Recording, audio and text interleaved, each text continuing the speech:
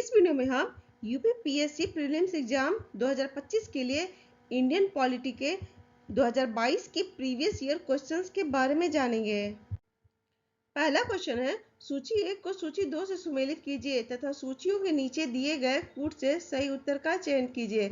सूची 1 में समिति का नाम है और सूची 2 में समिति की नियुक्ति का वर्ष का उल्लेख है।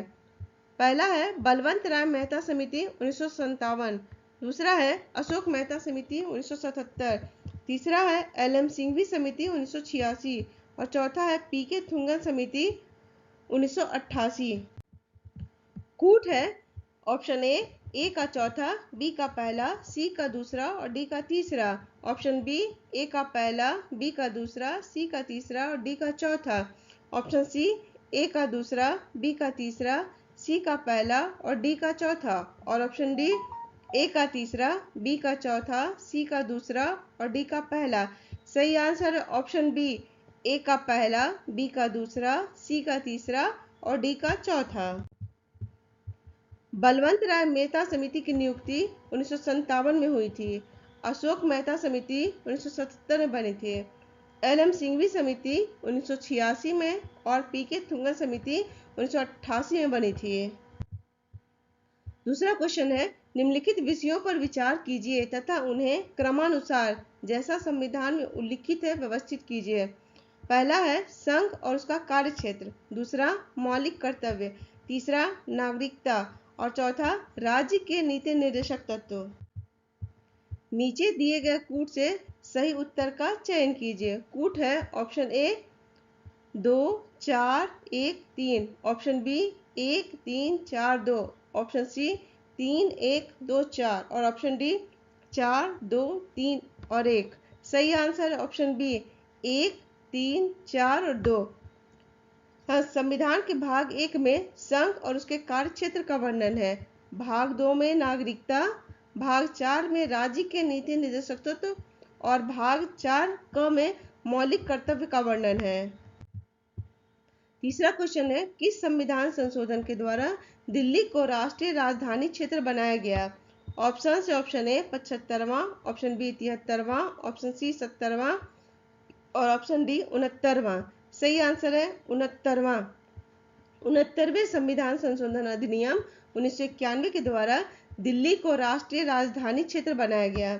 70वां संविधान संशोधन अधिनियम 1992 के द्वारा दिल्ली विधानसभा राष्ट्रपति चुनाव में पहली बार शामिल हुई है। चौथा क्वेश्चन है, निम्नलिखित युग्मों में से कौन सा एक सुमेलित नहीं है? यहाँ राज्य दिया गया है और यहाँ विधानसभा सदस्य की संख्या। ऑप्शन से ऑप्शन ए मणिपुर 62, गोवा 40, उत्तर प्रदेश 403 और उत्तराखंड 70। सही answer option A. Option A सही सुमेलित नहीं है। मणिपुर में विधानसभा सदस्यों की संख्या 60 है। पांचवा क्वेश्चन है, भारत के नियंत्रक महालेखा परीक्षक का ऑडिट रिपोर्ट का परीक्षण करती है। ऑप्शन से ऑप्शन ए लोक लेखा समिति, ऑप्शन बी लोक उपक्रम समिति, ऑप्शन सी प्राक्कलन समिति और ऑप्शन डी उपर्युक्त में से कोई नहीं। सही आंसर है ऑप्शन ए लोक लेखा समिति। भारत के नियंत्रक एवं महालेखा परीक्षक का ऑडिट रिपोर्ट का परीक्षण लोक लेखा समिति करती है। संविधान के अनुच्छेद 148 में भारत के नियंत्रक और महालेखा परीक्षक का प्रावधान है। लोक लेखा समिति में 22 सदस्य होते हैं, जिनमें से 15 लोकसभा से और 7 राज्यसभा से होते हैं। छठा क्वेश्चन है, निम्नलिखित में से कौन सा एक सही सुमेलित नहीं है? यहाँ लोकसभा है और यहाँ उनके चुनाव के वर्ष दिए गए हैं।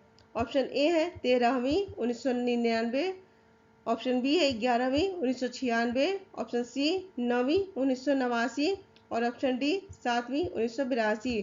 सही आंसर है ऑप्शन डी 7वीं 1982। 7वीं लोकसभा का चुनाव 1982 में नहीं बल्कि 1980 में हुआ था।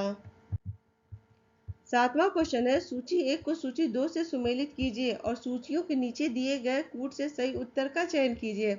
सूची 1 में ट्रेड यूनियन का नाम दिया गया है और सूची 2 में वे किस दल से संबंधित है इसके बारे में बताया गया है। पहला है भारतीय मजदूर संघ, भारतीय राष्ट्रीय कांग्रेस, दूसरा है Indian national trade union Congress, communist party of India. तीसरा है United trade union Congress, communist party of India मार्क्सवादी। और चौथा है all India trade union Congress, Bharatiya Janata party. कूट है ऑप्शन ए का दूसरा, बी का चौथा, सी का तीसरा और डी का पहला। ऑप्शन बी ए का तीसरा, बी का दूसरा, सी का पहला और डी का चौथा। ऑप्शन सी ए का पहला, बी का तीसरा, सी का दूसरा और डी का चौथा। और ऑप्शन डी ए का चौथा, बी का पहला, सी का तीसरा और डी का दूसरा। सही आंसर है ऑप्शन डी, ए का चौथा, बी का पहला, सी का तीसरा और डी का दूसरा। भारतीय मजदूर संघ भारतीय जनता पार्टी से संबंधित है। Indian national trade union Congress भारतीय राष्ट्रीय कांग्रेस से संबंधित है। United trade union Congress communist party of India मार्क्सवादी से संबंधित है।